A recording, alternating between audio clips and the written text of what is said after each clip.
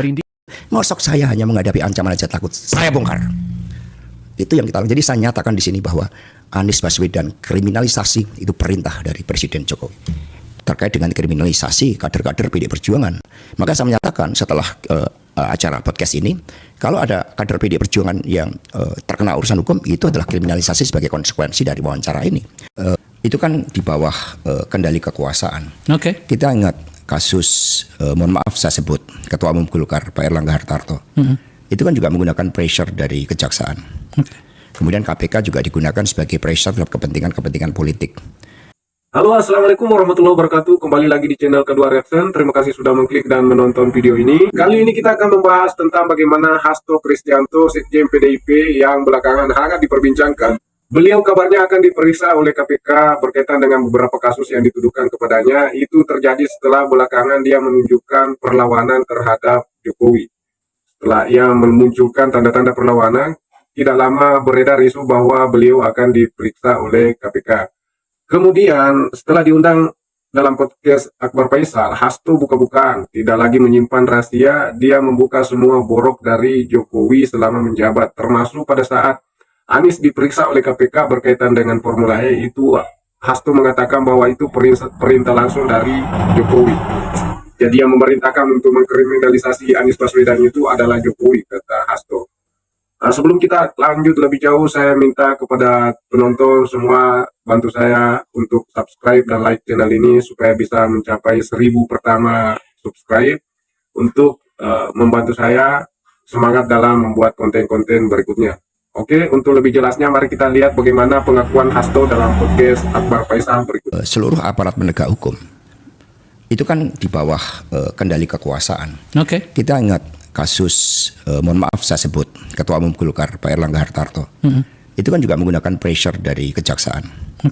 Kemudian KPK juga digunakan sebagai pressure dalam kepentingan politik. Kan cukup banyak. Tiba-tiba di Banten, Sungai Airin, meskipun kita juga tahu terhadap backgroundnya, tapi tiba-tiba muncul suatu persoalan. Kader-kader PDI Perjuangan begitu banyak tekanan. Di Sulawesi Utara itu Partai Coklat yang bermain, sama dengan di Jakarta, di Jawa Timur, di Sumatera Utara, itu Partai Coklat itu super powerful. Karena mereka punya agenda-agenda politik terhadap apa? Aliansi kekuasaan sang raja dengan Jokowi. Dan sebelumnya kan sudah terjadi prekondisi. Saya masih ingat Anies Baswedan. Ketika Anies Baswedan itu dikriminalisasi, itu Pak Presiden Jokowi berbicara dengan saya. Seperti beliau sangat khawatir terhadap munculnya Anies Baswedan. Sehingga itu nyata-nyata kasus Formula E itu kriminalisasi, dan saya bersaksi itu dari perintah Pak Jokowi secara langsung. Sama juga dengan hal terkait dengan revisi Undang-Undang KPK. Kalau kita lihat revisi Undang-Undang KPK itu kan sebelum pilkada serentak di mana Mas Gibran dan Mas Bobi maju. Karena saat itu ketika Pak Jokowi berdiskusi sama dengan saya untuk rencana bagaimana Mas Gibran dan Mas Bobi maju, saya ingatkan bahwa di dalam beberapa case itu konsekuensinya Mas Gibran dan Mas Bobi akan jadi pejabat negara loh Pak. Begitu jadi pejabat negara, urusan gratifikasi itu menjadi sensitif. Maka kalau kita lihat ada kaitannya revisi Undang-Undang KPK dengan pilkada terkait dengan Mas Gibran dan Mas Bobi yang mau maju. Sehingga pernyataan Pak Agus, mantan ketua KPK yang juga dibentak oleh Pak Jokowi, akhirnya itu saya benarkan. Karena memang itulah proses intervensi. Hanya sayangnya kan Pak Jokowi ini sering main belakang. Berbeda Pak Prabowo yang sikapnya kesatria gitu kan. Diminta dukung Lutfi aja itu menunjukkan sikap yang jauh berbeda. Itu kan ekspresi yang disampaikan kepada rakyat bahwa saya menyampaikan ini di rumah Pak Jokowi pada hari Minggu. Itu kan pada akhirnya rakyat menangkap itu sebagai suatu bentuk pesanan. Bagaimana perlakuan terhadap seorang presiden yang berdaulat pun seperti itu. Akhirnya kan rakyat bersikap kritis. Nah sehingga kerusakan sistem hukum itu by design. Termasuk persoalan yang muncul antara Pak Firly kemudian dengan Pak Sigit Listio terkait dengan proses kriminalisasi Anies. Jadi semua sudah by design. Mengapa ini saya sampaikan? Saya pikir semuanya sudah selesai ketika Pilpres. Kita juga sudah datang seluruh anggota legislatif PDI Perjuangan hadir semua diminta hadir oleh Bu Mega. Perintah langsung. Perintah langsung Ibu tertulis menghadiri, wajib hadir pelantikan Presiden Prabowo Subianto dan Wapres Gibran. Tapi ternyata itu tidak cukup. Bahkan kemudian saya diancam, informasinya A1, mau dijadikan tersangka untuk kasus yang sangat tidak jelas. Berbeda kasus Sambo, kaitannya kemana? Judi online, narkoba, itu kan mendapat backing dari Partai Coklat, kemudian judi kemudian tambang-tambang ilegal. Semua tahu itu kan dimobilisasi untuk kepentingan dana pergerakan Pilpres. Tapi ketika urusan seperti ini sama dikejar, saya melawan. Saya jadi ingat ketika pada tahun 30 ada 4 kader PNI di Ciamis hanya teriak merdeka, merdeka, dan merdeka sekarang karena bergelora spiritnya Bung Karno. Mereka dikenakan hukuman gantung, Bung. 4 kader ini. Lalu salah satu yang akan menjalani hukuman gantung itu kemudian bisa berkirim surat kepada Bung Karno dan mengatakan, Bung Karno, besok saya akan menjalani hukuman gantung dengan mulut tersenyum, dengan keyakinan, karena saya yakin Bung Karno akan memerdekakan Republik ini. Jadi untuk merdeka banyak yang siap digantung dengan tersenyum, yang mencurahkan nyawanya. Peristiwa 10 November, ribuan orang meninggal mengalahkan yang namanya bala tentara sekutu pemenang perang dunia kedua. Mosok saya hanya menghadapi ancaman aja takut, saya bongkar. Itu yang kita lakukan. Jadi saya nyatakan di sini bahwa Anies Baswedan kriminalisasi itu perintah dari Presiden Jokowi. Mas Hasto, saya yang sedang menata pikiran saya mendengarkan ini. Karena sedikit banyaknya dan beberapa bagian kita bersama, saya terlibat di dalam proses-proses Pak Jokowi naik ke kekuasaan. Tapi sejujurnya saya tampaknya tidak cukup siap mendengarkan semua apa yang Anda katakan ini. Ada satu kalimat yang perlu saya sampaikan pada Anda di hadapan penonton ini. Anda sadar betul menyampaikan semua ini? Oh, saya sangat sadar. Saya menyongsong badai. Sama dengan Bung Karno dulu. Ketika berteriak Indonesia merdeka sekarang dan sekarang, Bung Karno mengatakan saya dianggap gila ketika mengatakan Indonesia merdeka ketika Pasifik membara. Tetapi saya siap menuju penjara sekalipun, kata Bung Karno. Karena saya yakin di dalam perjuangan untuk bangsa dan negara, satu mati akan tumbuh 1000. Itu Bung Karno yang yakin. Masa kemudian kita sebagai murid-murid Bung Karno lalu takut dan membiarkan seluruh kekuasaan ini dibiarkan hanya ambisi seorang raja yang oleh Dr. Sukidi itu dikatakan punya karakter seperti Hitler, gemar berbohong seperti Pinocchio. Itu kan kita harus berani. Kita ini punya kekuatan nurani. Republik ini dibangun dengan moral force, dengan cita-cita. Bung Karno mengatakan, jangankan sebuah bangsa, sebuah manusia merdeka, cacing saja diinjek-injek melakukan perlawanan. Oke, kalau saya dinyatakan bersalah atas proses-proses itu, tapi pengadilan sudah membuktikan ini begitu banyak puluhan juta seperti Harun Masiku. Karena itu kan kasus seperti orang yang kemudian ditilang polisi, merasa tidak berdaya, kemudian nyuap polisi. Polisinya juga minta. Sama-sama di situ. Padahal Harun Masiku saat itu dia punya kedudukan hukum yang kuat berdasarkan keputusan MA untuk dilantik. Dan keputusan pengadilan nggak ada kaitannya dengan saya, tidak ada dana dari saya. Lalu dicari dengan berbagai jebakan-jebakan. Tadi Mbak Koni mengatakan Kusnadi, bagaimana pakai menyamar, pakai berbohong, kemudian merampas, mengintimidasi tanpa ada surat panggilan. Apakah kita akan membiarkan? Kita berbicara tentang lebih dari 270 juta penduduk Indonesia yang mereka berhak atas keadilan. Nah, sehingga yang justru kita persoalkan adalah ketika pengkhianatan pada cita-cita yang membentuknya. Karena Pak Jokowi itu adalah cita-cita bagaimana seorang rakyat biasa bisa menjadi presiden. Itu kan gagasan idealnya. Itu cermin kedaulatan rakyat. Dan juga kesetiaan pada konstitusi. Ketika saya di UI ditanya hubungan antara PD Perjuangan Pak Jokowi, Bu Mega, Pak Jokowi, Bu Mega melakukan koreksi sama Koni. Bu Mega nggak ada persoalan. Yang persoalan itu Pak Jokowi. Bukan kami yang persoalan dan Pak Jokowi. Pak Jokowi yang punya persoalan karena tidak memahami konstitusi. Kan yang melarang Pak Jokowi untuk 2 atau 3 periode kan bukan kami, bukan Bu Mega. Bu Mega hanya menjalankan perintah konstitusi. Konstitusi mengatakan jabatan presiden itu 2 periode. Itu yang kami jalankan. Pak Jokowi nggak berkenan. Kemudian yang kedua, ketika urusan Israel mau datang, Bu Mega kan memegang komitmen di keputusan konferensi Asia Afrika yang ditandatangani 29 negara termasuk Indonesia bagi kita untuk mendukung kemerdekaan Palestina. Dan kalau sudah hal yang sangat prinsip, ya apapun elektoral partai turun itu menjadi suatu konsekuensi di dalam menegakkan kebenaran. Sehingga dua hal itulah yang menjadi salah satu elemen mengapa kemudian Pak Jokowi berbeda dengan kami. Kalau kami tetap sama, kami berikan suatu ruang ekspresi kekuasaan yang begitu besar.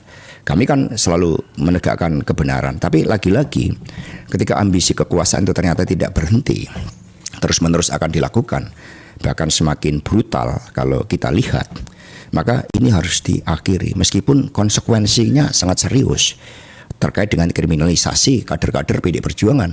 Maka saya menyatakan setelah acara podcast ini, kalau ada kader PD Perjuangan yang terkena urusan hukum, itu adalah kriminalisasi sebagai konsekuensi dari wawancara ini. Tetapi saya kan dikatakan oleh Bung Karno, semua harus menjadi bagian dari pengorbanan dari cita-cita. Apa sih cita-cita? Bu Mega kan sampai menangis menyebutkan Indonesia Raya yang sejati-jatinya. Masa kemudian mau dirusak? Prof. Ikrar Bakti mengatakan bahwa Republik ini jangan sampai kalah dengan satu keluarga terdiri 5 orang. Rocky Gerung mengatakan, meskipun beliau bukan anggota PDI, tapi menenggelamkan PDI. Ini sama saja menenggelamkan ide, gagasan, cita-cita, dan sejarah yang terkandung di dalamnya. Jadi Pak Jokowi ini seperti melakukan desoekarnoisasi jilid 2. Karena gagasan-gagasan Bung Karno itu mau coba ditenggelamkan bersama dengan PD Perjuangan. Tetapi beliau lupa bahwa kita ini adalah rakyat, kita ini partai yang sah. Kita warga negara yang sah. Sehingga menenggelamkan kami sama saja menenggelamkan warga negara Indonesia. Ini yang selalu diingatkan oleh Ibu Mega. Apakah Pak Jokowi masih bisa melakukan segala hal ketika dia tidak lagi sebagai presiden, Mas? Ya sebenarnya secara teoretik kekuasaan tidak bisa.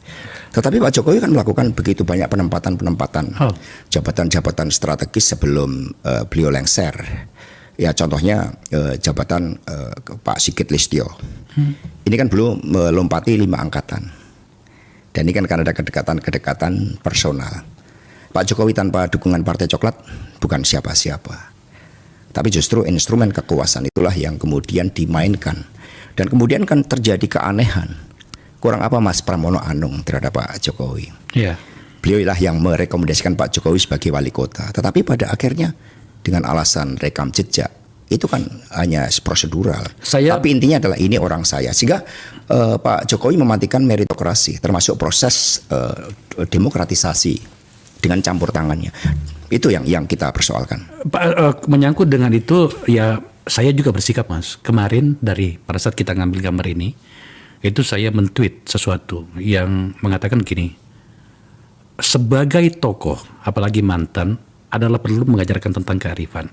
Maka saya meminta Pak Jokowi untuk menjelaskan kepada publik rekam jejak seburuk apa seorang Pramono Anung, seburuk apa rekam jejaknya Andika Perkasa, dan seburuk Risma. Apa jejaknya Risma, hingga kemudian Pak Jokowi yang bukan bagian dari partai dan kekuasaan itu mengkampanyekan orang yang disebutnya rekam jejaknya lebih buruk, supaya kemudian publik atau terutama anak-anak kita bisa mendapatkan pelajaran, oh ternyata rekam jejak itu penting.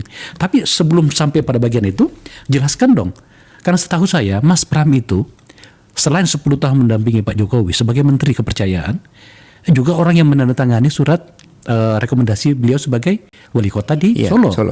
Andika Perkasa sebagai Panglima TNI tentu saja adalah penjaga utama kehormatan dari Presiden. Ibu Risma dengan seluruh kesederhanaannya,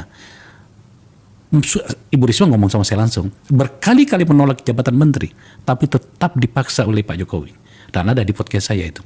Nah pada bagian ini, saya merasa saya harus bertanya kepada Pak Jokowi, seperti itukah yang Anda maksud? Oh iya, karena yang ada adalah penguburan gambaran ideal tentang demokrasi itu. Ini yang terjadi, sehingga ketika Pak Jokowi menyatakan rekam jejak seperti apa, maka pertanyaan Bung Akbar betul sekali. Dan ini sebenarnya sangat dalam, apalagi kalau kita juga menyentuh aspek kultur, nilai-nilai yang hidup di masyarakat, sebagaimana Koni tadi sampaikan. Butet aja mengkritik Pak Jokowi dengan melek ngidong lali.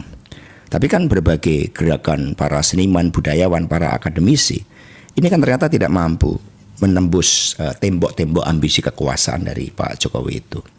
Maka buat saya sekali lagi, ketika justru di dalam pesta demokrasi melalui pilkada ini beliau masih campur tangan dan kemudian berbagai instrumennya masih memberikan intimidasi, itu kita tidak bisa dibiarkan. Saya begitu sedih setiap menerima laporan kepala desa, bahkan anggota DPRD kami di Bolmong, Sulawesi Utara, megang mic aja nggak boleh. Gereja-gereja dimasukin atas nama Partai Coklat pada kepentingan kekuasaan. Oke penonton semua, itu tadi adalah pengakuan dari Hasto Kristianto selaku Sekjen PDIP yang mengatakan bahwa sebelumnya dikriminalisasi dan sebelumnya dipenjarakan, ia tidak takut untuk membongkar semua borok dan bobrok yang terjadi dalam masa pemerintahan Jokowi, termasuk kerjasamanya dengan Partai Coklat, dan termasuk pada saat dia berusaha untuk mengkriminalisasi Anies Baswedan karena Anies dianggap sebagai lawan yang membahayakan untuk jabatannya dan anak-anaknya ke depan. Sehingga salah satu jalan yang harus ditempuh adalah mengkriminalisasi Anies Baswedan. Selain itu, belakangan perseteruannya antara PDIP dengan Jokowi, dia mengatakan bahwa ketika setelah selesai podcast ini, kemudian ada anggota dari PDIP yang ditersangkakan itu adalah bentuk kriminalisasi karena beliau sudah membongkar borok dan tanda kutip kekotoran yang dimainkan oleh Jokowi dan koleganya selama pemerintahannya. Oke, teman-teman penonton semua, jika kalian sepakat dengan apa yang disampaikan oleh Hasto atau jika kalian tidak sepakat dengan pendapat Hasto, silahkan kalian taruh komentar kalian di kolom komentar. Silahkan tulis saran dan kritik kalian, dan sekali lagi jangan lupa bantu saya untuk like, subscribe channel ini supaya saya bisa dapat 1000 pertama subscribe untuk memacu semangat saya untuk membuat konten-konten selanjutnya. Sekali lagi terima kasih. Wassalamualaikum warahmatullahi wabarakatuh.